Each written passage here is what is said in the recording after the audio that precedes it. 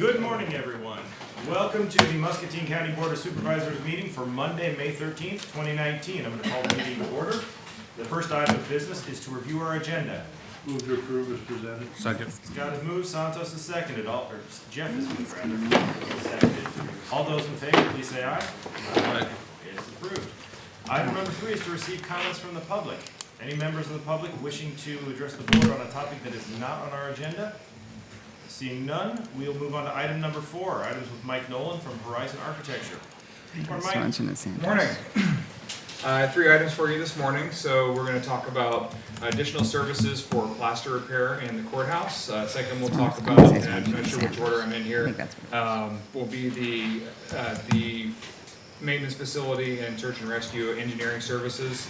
And then the last will be additional, or essentially a design to add conditioning to portion of the controls for the jail to help that work more effectively over the summer and hopefully eliminate some of our maintenance issues there. And are you? Yeah. Okay, if you'll give us just a second, I have some images I'd like to share for the IT stuff. No, can you help me get set up on here? Yeah. Okay. No, you don't go. So as we're getting set up here, with the courthouse, so we initially had the plasterers come down, we poked our head up above the drop ceiling, kind of took a look around, get our best guess of what we would need to do. Once we have everything down now, the walls are in place, the plaster's on site, Matt Lusak and I walked through about 2 weeks ago just to look and see what we actually have with the conditions there and what we feel like would be the best option to make this look like a finely finished project. What we had essentially worked into the budget right now, if you go in, is that we would just terminate the walls. For the most part, we were able to terminate those under the coffers that run around the ceiling, so the walls come up and land on a coffer and a beam. There are a couple places where we had to take a little bit to come off of the coffers, so where the wall doesn't land exactly on there. We cut across diagonally on one, and that was just to get the space that we needed in the courtroom after we added additional rooms. So after looking at that and looking at what we had, particularly around the perimeter, which was previously concealed, Matt and Scott, who's their head plasterer, and I came up with a few ideas to basically to terminate that and to trim out around the top of the ceiling. So what we came up with is there's some extra finials and kind of brackets that we would be adding in. And if you look on the exterior, you'll see decorative brackets everywhere a coffer comes into the side wall. What we're looking at is on the new walls in the interior, we didn't originally plan for brackets there, just mainly because we didn't know what we were going to see when we got up there. So what we were then doing is adding in additional brackets, and then also around the base of the wall, there's a decorative trim profile that you'll see at the base of the wall that runs all the way around the exterior. Basically pick up that trim profile and bring that all the way around the exterior, the new interior walls we have up as well. So that's basically what's in the option 1. The option 2, after speaking with Scott on site, he kind of showed me what he had been working with, is actually up inside of the coffers. So there's the kind of the beams, and then there's the recessed portion of the coffers. There's a different trim profile, and what Scott suggested was if we carried that trim profile basically all the way around the edges where the wall's not landing up exactly with the edge of the coffer, then that would basically give us the exact same profile. We'll get all the way around the edge of the courtroom. So the total is to be $35,350 for the first, which would just basically be to do the additional finials without addressing the coffers. The second would be basically to do the full level to essentially the plaster artisan on site saying, hey, if we go to this, this is going to be fantastic. And after seeing what he's doing, I absolutely agree. Would be $44,660. This is within the contingency of the budget. My recommendation would be to go with the option 2. I think if we do that, it's going to just be that one last kind of hit on this, which is really a kind of a showpiece project for the county to really get this done right and look completely like it's supposed to be there. So Mike, I'm a little confused on the option 2. So I remember looking at that one wall where we came across. So you're going to extend a beam up there. Yep. And then add the decorative elements, get that. But what's the other trim piece? Where was that? Because he showed me when I was up there, there was like a difference. Is that kind of reconciling that? I wish I could project it, so let me just bring some images. If it's okay, I'll bring some images over for you guys to look at. It would be easier to illustrate what I'm talking about.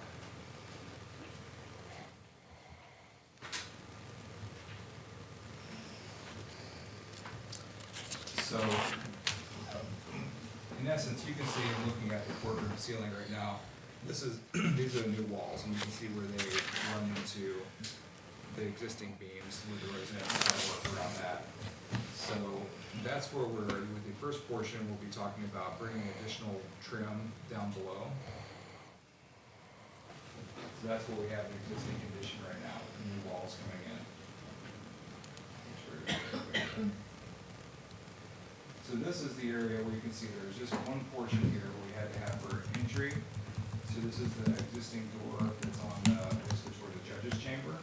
And then we had to have the walls kind of jogged across, so we just had to do that for the clearances. So ideally we would have lined it up there, but it was squishing spaces in other places. So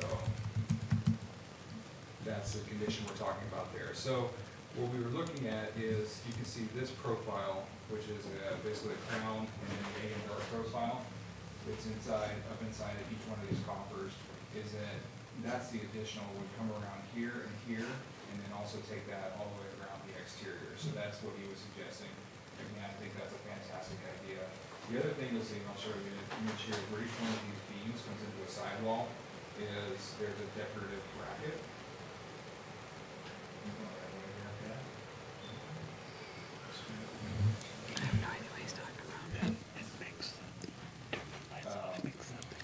So this is the decorative bracket that terminates the beam on the exterior wall right now. So they cast through. Second from the left and the second right. So that's the decorative bracket. So essentially, anywhere that beam terminates into a wall on the interior, we'd add one of those decorative brackets, and then also this molding profile down along the bottom. That would basically get pulled all the way around. So if I'm looking up the top of the wall, I would see the same profile and everything running all the way through the interior. Is that molding on top, is that gonna be painted and Yes, repainted? Are we gonna repaint this so it matches with the new molding going down? Yep, so part of it, we already have, so this is Chicago Ornamental Plastering and doing the plaster portion of the project. Once they get their work completed, then we're gonna leave, the Prada Studios who did the touch-up on the dome will come back, and that's already on the contract. And Okay. I can do the painting to basically match what was there previously. So that's essentially the difference in the work. All this work with the brackets and then the additional molding, that's in the first portion, basically option one. The addition for option two would be to take this egg and dart and that crown profile that's running around the perimeter of all the coffers and bring that into wherever the walls are and kind of laying the coffers. I think it'd look better if you did it that way too, so. I move to approve option 2. Well, second. Santos has moved, Jeff has seconded, the approval of option 2. Is there any further discussion? All those in favor, please say aye. Aye. Option 2 is approved. Great. And if anybody would like to see some of these images, I'll be glad to share those. Again, apology for the technology here. And Mike, when we get done, once we get that done, can you get us some pictures? Absolutely. I'll be glad to email these over. Thank you. And Scott, the head plasterer, is keeping basically a going photo log as he's going along. It's pretty amazing if you get a chance to go look. He has places where it's basically taken all the way down to the steel structure to rebuild it. He's kind of giving us an ongoing photo, so when we get to the end of the project, I think it'll be interesting to maybe make that even available as a kind of a progression of here's the restoration of the courtroom. I'm just blown away by the level and the quality of work they're doing, and particularly the input we're getting. Just as an aside, plaster work, particularly this type of plaster work, is just a dying craft, and to have these guys working on our project is, I'm feeling pretty fortunate, so. Yeah, I stopped over a week or so ago and just wanted to walk in and went up and actually talked to the head. He was taking a break, and I talked to him a little bit, and he was going through it. It's a very interesting process, and he's seems to have a lot of experience with it. Absolutely. So next item to discuss would be the basically task authorization or the engineering services for the new maintenance facility and search and rescue facility. Am I out of order here? Okay, sorry, let's jump over. So the second let's talk about would be the basically the work to have innovative engineers come and do design work for additional cooling and ventilation for the courthouse, basically the control system. So Courthouse, or no, sorry, the courthouse, the jail. So the jail has 24 hours mission critical facility. Things need to run up on the roof, and in a couple places there's a penthouse that has all of the controls. So the whole jail is conditioned, but the area the controls are in right now is not currently conditioned, doesn't have access to outdoor, basically the fresh air. One of the things we found last year when we did our survey at the jail controls, just kind of doing an overall, what do we need to do to help improve the situation, or if there's anything. This was one of the things that was identified as what we call a critical action item.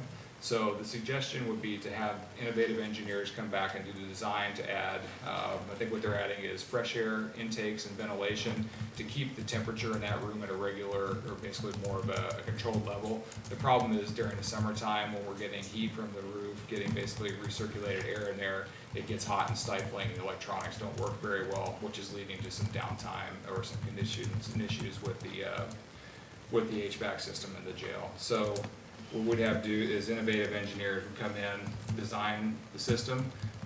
Their fee would be $2,750, and then from that point, we'd take it out and get some bids. And my guess is that the work will be below the county threshold, so hopefully we'll be able to direct bid that or do 3 bids and then not go through a full process. But if we're under the $50,000 for the work, then we should be able to just directly award that and get that done here expeditiously before we get into the heat season of the summer. So is this part of the stuff we used to run sprinklers on up there? This is a different deal. We fixed that already, right? That was a chiller unit or something? Right. No, this is the server room or the control room. I'm not It's sure a why in the non-conditioned, design it it's was a non-conditioned space today. Right, and when it heats up in there, it can cause things to trip and affect the Yeah, most HVAC in the electronics jail have an building. operating range, yeah. But that really gets warm in there. Yeah, I move to approve that. I would second. Jeff has moved, Scott has seconded. All those in favor? Aye. Okay, we'll get that work going immediately. Thank you. And C.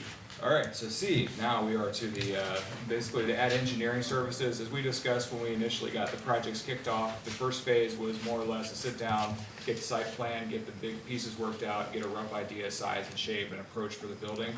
Working with Sherry and Oscar, as we discussed a couple weeks ago, we have a rough schematic design put together to the point that I feel comfortable bringing in our structural, mechanical, electrical, plumbing, and civil engineers to do the next portion, essentially get the project fully fleshed out for construction. I'm bringing you a proposal from Axiom Consultants. Axiom Consultants will be my subcontractor on this project. The two principals, Rob Decker and Brian Belk, just to give you a little bit of background, worked for the city of Iowa City for several years, branched out and opened the office for HBK Engineering, which is a big nationwide firm in Iowa City, and did that for about 3 or 4 years until hey, you guys do it however you want to do became, well, as long as exactly what you want to do is exactly how HBK does it everywhere else. They branched out, and now they have a full service building consulting, which includes civil engineering, surveying, not geotechnical, and then mechanical, electrical, plumbing, and technology, and structural engineering.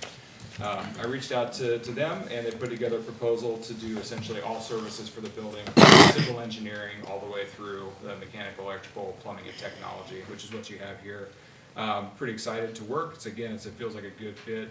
A smaller shop, but very dedicated and small and agile. For the work, we did reach out to a local civil engineer. They have stopped offering that service recently, so we did look locally, we don't have that in town anymore. So these guys are Iowa City based, but they're familiar with Muscatine, and in their previous iterations had done quite a bit of work with the city. So essentially you can read through here, but this is full services from the beginning of design all the way through construction administration, so in preparation of record documents. The only thing we don't have in here would be geotechnical, which I don't think we really need to do since there's been a fair amount of work done on the site, and it's a light building, shallow foundations. So the total of theirs would be, for everything, all in, would be $38,800. When I went back and just did a quick look with the architectural and the engineering fees on top of that, we would typically expect to have somewhere between 5 to 6% of the project, and we're actually about 4.5% for all in for the design phase. So I think this is a reasonable estimate about what I would expect to have for all engineering services at this point. So with your permission, then we will do this. This will be added as an additional service under my contract, and we will get these guys on board and keep moving along with the general services maintenance. Any Oh. discussion? Have we used them in the past? We've not used Axiom. This is again, they are about a year into their practice after splitting with HBK Engineering. But they would work for me, so their responsibility would be on me, and I feel very comfortable bringing them in on this project. And how long would it take for them to do this scope of work? I think we're probably about a month and a half or 2 months. We haven't discussed actual timelines, but looking at the building, it's fairly simple and straightforward. Civil engineering and surveying will probably be the first thing we would get going. But my goal would be to have this out for bid, hopefully by mid-July at the very latest at this point. Are they gonna be helping with the drawings and as-bills? That's correct. They will do all of the engineering drawings, so we'll get structural design and drawings, the mechanical, electrical, plumbing design and drawings, and all the civil drawings will come from Axiom. And then we'd be able to load that into the system we had last year. Like, do they use them? So didn't we create like a drawing system where we could We put all loaded it those? into the program, Yes. yes. Yeah, these guys, they work in, they've offered to do Revit, full building information modeling, or just computer CAD design. For this project, we'll probably keep it at CAD, just a little simpler, just for the initial to get ourselves started. But they'll be able to provide all drawings and everything that we need for record drawings and documents.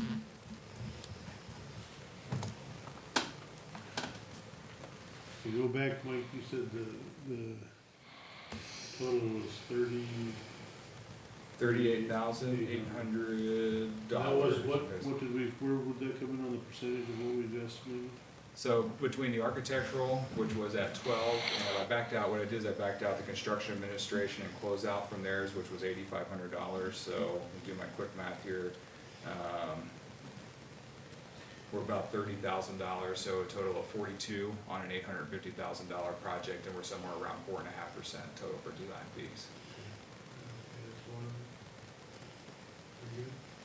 So they'll provide the drawings to us prior to approval for bid? Absolutely. So this will become part of the package. So what we would do at this point is I would bring them in to get some schematic, particularly for the structural, and then early on the mechanical, electrical, and plumbing portions to get an initial budget together, and then we'll look at an overall building at schematic. We'll review that with you guys, make sure we're comfortable with that. Once we have verified that that's in the budget, then we'll move forward to the construction documents, at which point they'll put together the full set of drawings for those disciplines. And then, even though it's all under, it's my project, so it all comes under me, they will separately stamp and seal the structural and the engineering drawings. I move to approve. A second. Santos has moved, Jeff has seconded. All those in favor? Aye. Approved. Okay, wonderful. Thank you, sir. And the last item, I'll just, as a quick update, is we did get a chance, one of the things that we're working with over in the courtroom is that when we had the big rainstorm about 2 weeks ago, they did notice water coming in around the drain leader that's on the north side, so basically left as you're looking. We got a chance to get up on the roof with Geis Roofing last Friday, and we have a plan basically to come in and do a short-term quick fix to get the drain leaders tied up. Essentially up at the top of the courthouse, we have the new slate roof, and then down at the bottom, there are some open gutters that go to drain leaders, but then eventually spill over the side. So there's a little bit of a hodgepodge of drainage there. That is tarred over top of metal right now, and the drain leaders are kind of reach down. They're not tight into the drain leader is the pipe that brings the water down from the building. If there's not a good seal there, so what Geis is going to do is get us basically fabricate a new copper drain sleeve, pull that out, get a tight seal around the actual collar into the drain line. So what I think what happened was we have these big deluge rains, water's getting in, it's not draining, it's kind of backing up and overflowing. Obviously, we want to get that taken care of before we complete the plaster work. And you'll see if you go into the courtroom, they're kind of starting to the right, working their way around. So I'll probably be back here within a week as soon as we have a number from Geis, more or less, to get that repair approved. That would be not within the scope necessarily of the courtroom renovation project, but this would be just as an example of some of the work we're doing under that additional services task order of things that kind of pop up. So that's Are we, when they were up there, did we look at the other areas of the roof, or did they do a thorough inspection of all the gutters? Yep, we looked at, we inspected all the gutters, we looked at all the existing roofing, we looked at the EPDM membrane roof that's up around the bell tower. What they're gonna do is we're gonna get basically the emergency repair to keep the plasterers going, and then we also asked them to give us a proposal to redo all of the gutters. It didn't look like the gutters were redone when they did the other portions of the roof. So what we would like to do is come up with a plan to take out the metal pan potentially, come back in with a new continuous membrane rubber in there, and get that portion of the roof taken care of. Water is not our friend.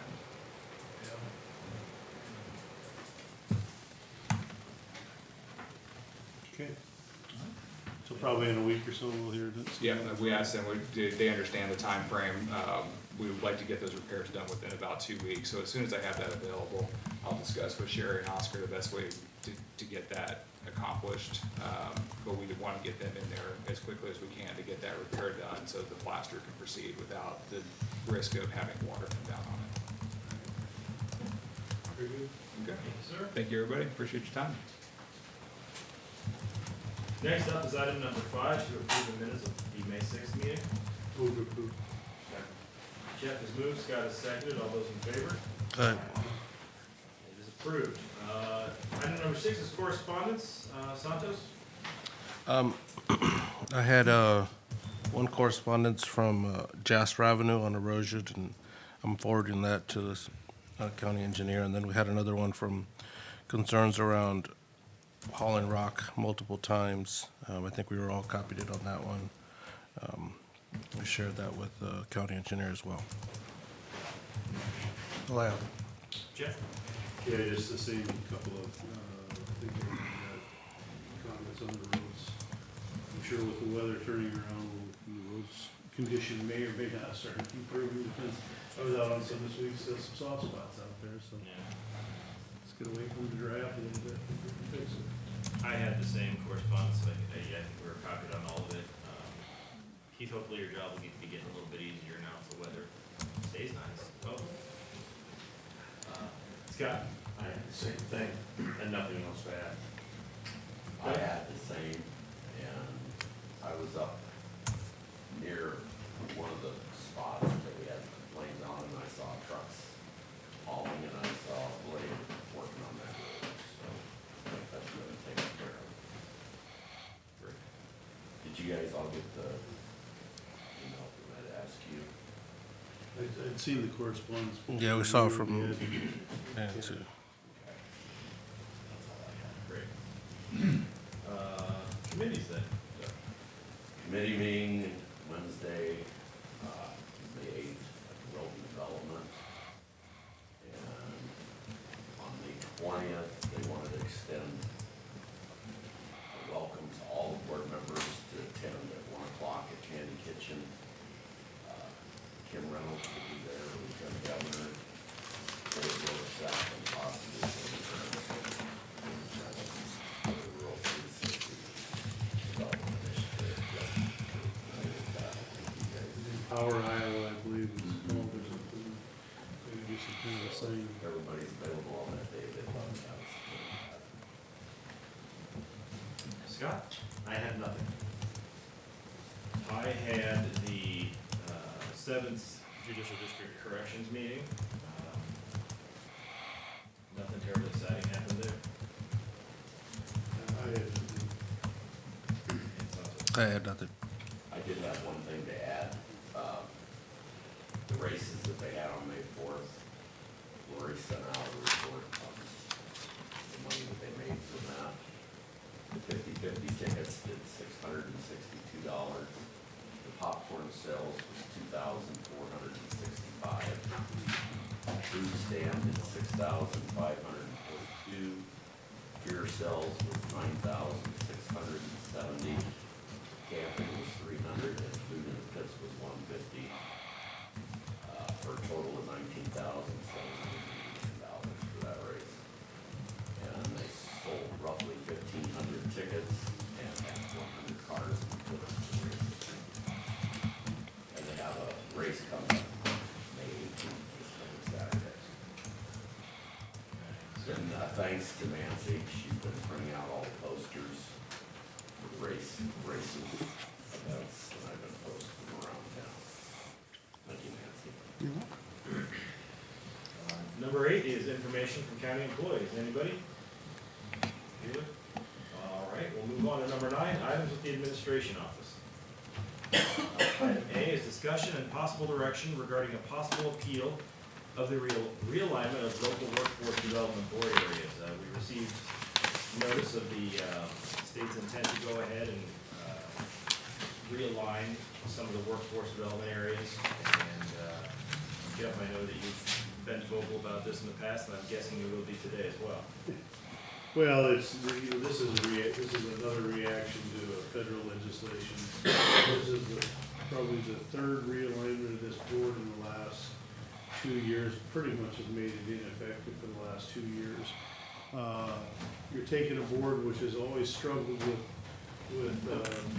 involvement from the public at large, you know, business community, labor community. Finally had a board that was going well, and now they're reorganizing it. You're taking it from, what, 5 counties to however many.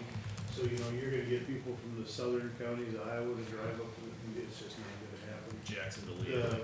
Yeah, the CEOs on the current board, we sent a letter of protest or whatever. We had the option to do that. We sent one in a month or so ago when we first heard about it, because the time frame was real short on that. And I don't know, you know, I talked with Representative Carlson about it, and he's gotten into it, and he's like, well, you can send, we could object, but there's really not.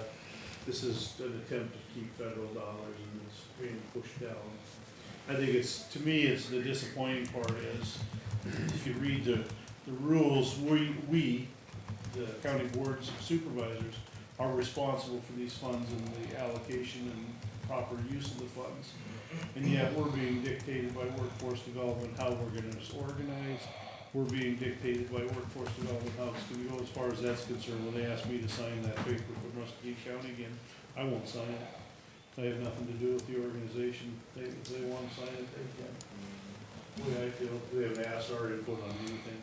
They've reorganized and just did, you know, this is all that workforce development and the Fed's doing, so they can sign the papers and be responsible as far as I'm concerned. I'm sure we won't get quorums anymore. You're not gonna get people coming from southern Iowa up to Davenport to meet. It's a 2.5 hour travel time, it looks to me, Yeah. north to south. Yeah. But you know, we wanna regionalize everything now. Oh, yeah. Think there's any point to appealing, or is it just window dressing? I think it's window dressing. I don't think there's a point. And we, like you said, we signed our letter already. Yeah, and I'm working with Representative Carlson on it. We talked, and he said he got into a mountain of information, but he hasn't said that he's given up, and we're gonna look through it, see if there's any hope that we want to be in with it. He met with Director Townsend and her staff, so, we'll see. I think what can be done, we're doing, and just ride it out and see what happens. I don't look for a lot of great to come out of this for workforce development, you know, for the people looking for jobs. It'd be much like the last realignment where they lost, you know, they wound up taking all the services out, and now they're kind of coming back, because you find that this is not you know, people that are unemployed right now and have been for a number of years, you know, they're not terribly mobile. And anytime you try, you know, you start making them move long distances to get services, it's just a no-win. Take it away from the local area, you have problems, so. Anybody else? So, do I hear a consensus then that it's probably not worth our trouble to appeal this? I'm not sure where it goes. Yeah. Okay. Then item 9B is possible action to approve the appointment of Barry McManus to the Muscatine County Zoning Board of Adjustment to fill a vacancy for a term ending March 31st, 2023. Move to approve. I'll second. Santos has moved, Jeff has seconded. Any further discussion? Just thank Mr. McManus for stepping up for this and the other one we're about to do. All those in favor? Right. He is approved. And item 9C is to, possible action to approve Mr. McManus's appointment to the County Zoning Commission to fill a vacancy for a term ending on November 7th, 2022. Move to approve. Second. Santos has moved, Jeff has seconded. All those in favor? Aye. Great. Once again, welcome aboard and thank you, sir. Item D is discussion and possible action to eliminate 2 currently authorized part-time custodian positions and authorize 1 additional full-time custodian position. Jerry? Good morning. Approximately a year ago, maybe a little more, we had a full-time custodian retire. And the thought was, in order to provide some flexibility with building coverage, it would make more sense for us to have 2 part-time people instead of 1 full-time. Well, what we've discovered is finding part-time staff to fill those positions has been next to impossible. That it just hasn't worked out. And, you know, we talked about doing it on a temporary basis to see how it worked, and I'm here to say it wasn't working. So we'd like to go back to trying to hire 1 full-time instead of 2 part-time. Do you have one of your part-timers wanna take a full-time position? Possibly. I mean, we'll post the position Okay. and see, and, you know, and And see see if they what's wanna out bid it. there. But there has been some interest that wasn't there in the past, you know, when the other person left. So we'll see, you know, what we get and what that looks like. And as clarification, right now they're authorized for 3 part-time people.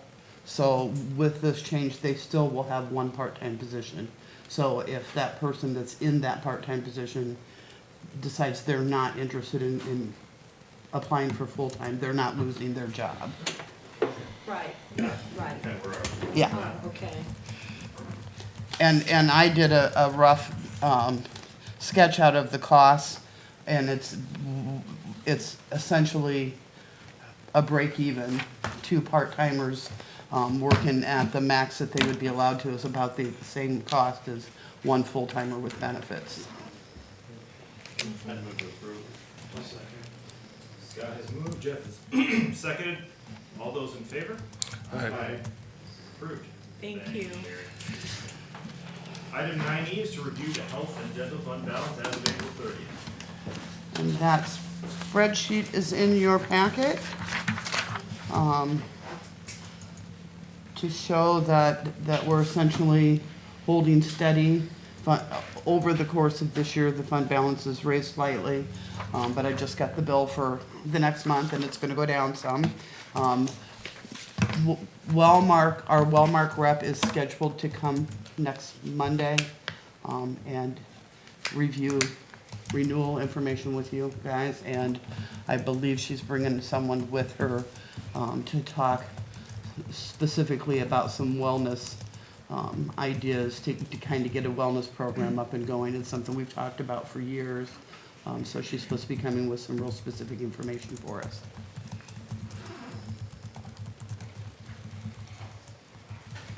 Anybody with any discussion on that topic? All right, anything else, Nancy? I don't have anything else. Okay, anybody else have anything? I will be gone next week. I will Okay. be not here. If there's nothing further, we're adjourned.